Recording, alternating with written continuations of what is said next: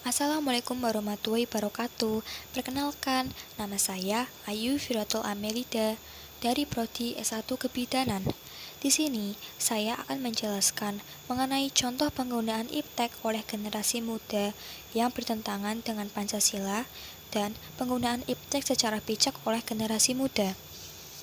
Kemajuan iptek adalah suatu gejala yang tidak dapat kita hindari dalam kehidupan, karena kemajuan teknologi berjalan seiring dengan kemajuan ilmu pengetahuan. Kemajuan iptek yang amatlah pesat menjadikan peradaban manusia pun ikut berkembang dengan cepat. Iptek ini akan menjadi salah satu hal yang dikuasai oleh generasi mendatang. Cara berpikir yang ilmiah dan penguasaan teknologi akan membuat generasi muda Indonesia diperhitungkan oleh masyarakat dunia. Tentunya, penggunaan dan pengembangan iptek di Indonesia harus memiliki ciri Pancasila yang di dalamnya terkandung nilai-nilai luhur rakyat Indonesia. Oleh sebab itu, pengembangan iptek pada hakikatnya tidak bebas nilai, namun terikat oleh nilai. Maka, harus ada suatu paradigma yang menjadi landasan pengembangan iptek. Paradigma tersebut adalah Pancasila.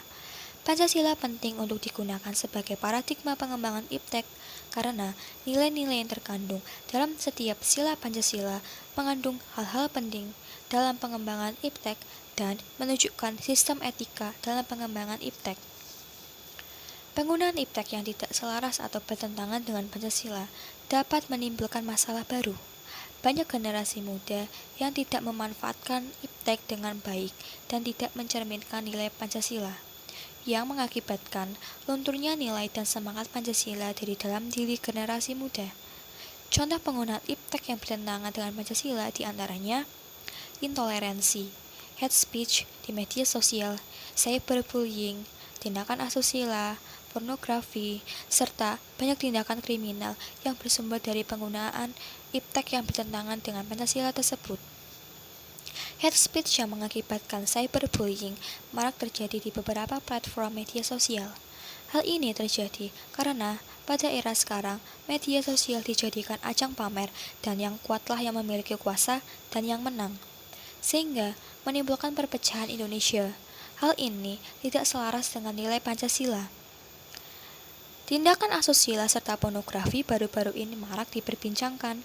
Video tidak senonoh disebar dan tersebar dengan mudahnya di media sosial.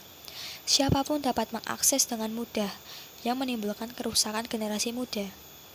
Banyak juga kejahatan yang bersumber dari sosial media, seperti pembunuhan, penculikan, ataupun pemerkosaan. Untuk itu, kita wajib berhati-hati dalam menggunakan media sosial pada kemajuan iptek yang pesat seperti saat ini. Pada kemajuan iptek, selain menimbulkan hal yang bertentangan dengan Pancasila atau hal-hal negatif, masih ada generasi muda yang sudah memanfaatkan kemajuan iptek dengan bijak. Hal tersebut dapat ditandai dengan banyak media sosial yang digunakan sebagai ajang untuk memberikan ilmu atau edukasi. Kita juga dapat dengan mudah mengakses segala hal untuk pendidikan.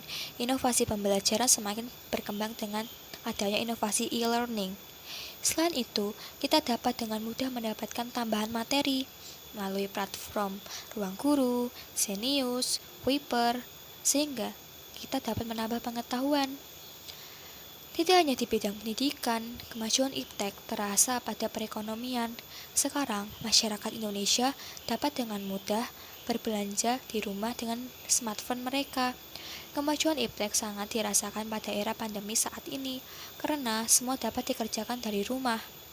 Sekolah daring dengan platform e-learning, Zoom, Google Classmeet, ataupun lain-lain. Berbelanja pun dapat dilakukan dengan mudah, serta hemat waktu. Adanya aplikasi pengantaran makanan juga dirasa sangat bermanfaat. Generasi muda banyak menggunakan kemajuan iptek dengan baik dan bijak, sehingga tidak hanya dampak negatif yang diterima, dampak positif pun 2 kali lipat dapat dirasakan dengan baik, karena adanya kemajuan iptek ini. Untuk itu, sebagai generasi muda, kita harus dapat mengelola dan memanfaatkan kemajuan iptek dengan baik, agar masyarakat Indonesia dapat merasakan manfaat di dalamnya. Cukup sekian dari saya. Terima kasih. Wassalamualaikum warahmatullahi wabarakatuh.